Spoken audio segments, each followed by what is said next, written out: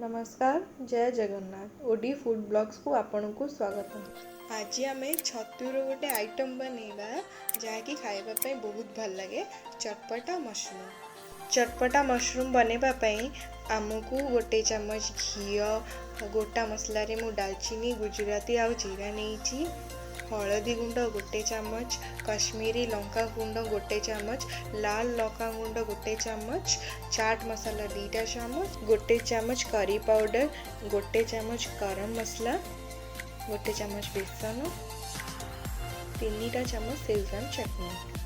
मुझे गोटे टमाटो 8 ରୁ 10टा रसुण आउ गोटे इंच अदा को ग्राइंड करी नहीं आउ तेल नहीं। मु मशरूम को भल भाव में काटिकी धोईकी रखी।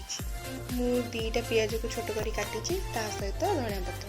एबे मु गोटे पैन नेली से गोटे चामच तेल आउ हाफ चामच घी देवी ताकू दे मु से छतु को फ्राई करी।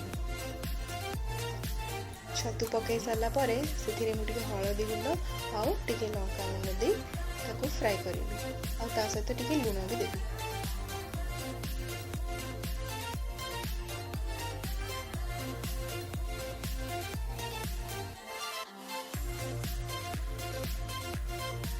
छतुटी हो गला पर मु गोटे प्लेट को ताको काढ़ी देबी। एबे सेही पैन रे मु गोटे चामच घी नेली से हाफ टेबल स्पून तेल देली।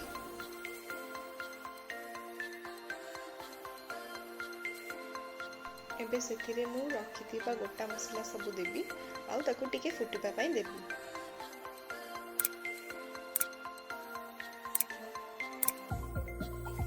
एबे से काटी रखिथिबा पियाज को दे ताको भाजीबी।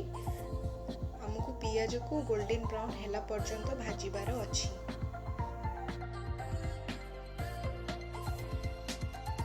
तो पियाज टी मोर गोल्डन ब्राउन हो जाइछि। एबे से मु 5 टेबल स्पून से जो पेस्ट करथिली ताको देबी और ताको फ्राई करबी।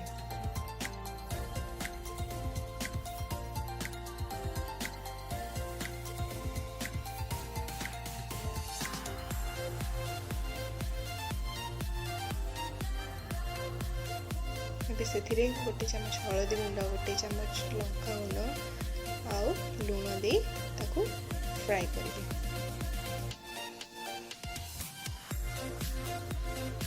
आपण एठी लंका कम देवे कारण आम एठी शेजवान चटनी यूज करछंती।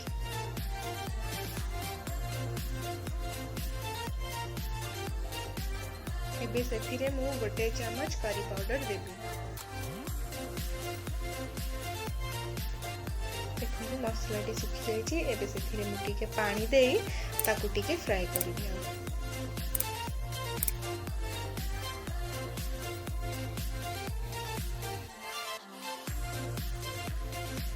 मसला टी हो जाइए। एबे से मु गोटे चामच बेसन दे ताकू भलसे भाजीबी जेमती कि बेसन रो कंचा स्मेल टी पळेबो। एठी बेसन एथिपाई देइछि बेसन पकेले ग्रेवी रो गोटे भल कंसिस्टेंसी आसीबो जोटा कि खाइबा पे भल लागिबो। ए देखंतु मसलाटी पूरा हो जाइछि। एबे सेथिरे मु 3 चामच शेजवान चटनी देबी। शेजवान चटनी देले सेथिरे गोटे भल रागो टेस्ट आसीबो ता सहित गोटे टैंगी टेस्ट भी आसीबो। एबे सेथिरे मु 2 चामच चाट मसला देबी।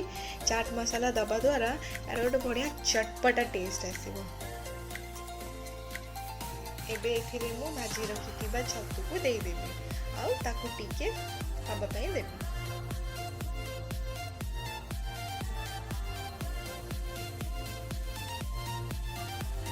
सेथिरे टिके पानी दे आमे ताकू कुक करिबा।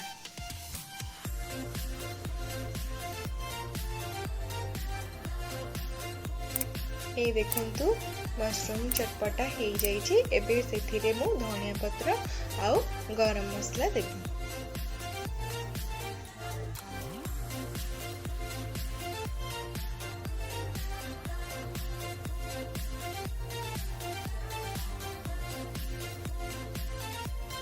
ए देखंतु हो जाइए हमर चटपटा मशरूम। आपको रुटी सहित खाइबा पे बहुत भल लगे। आपण माने भी थरे ट्राई करंतु आ मते कमेंट सेक्शन में जणांतु जे आपनको एही रेसिपी केमिति लागिला।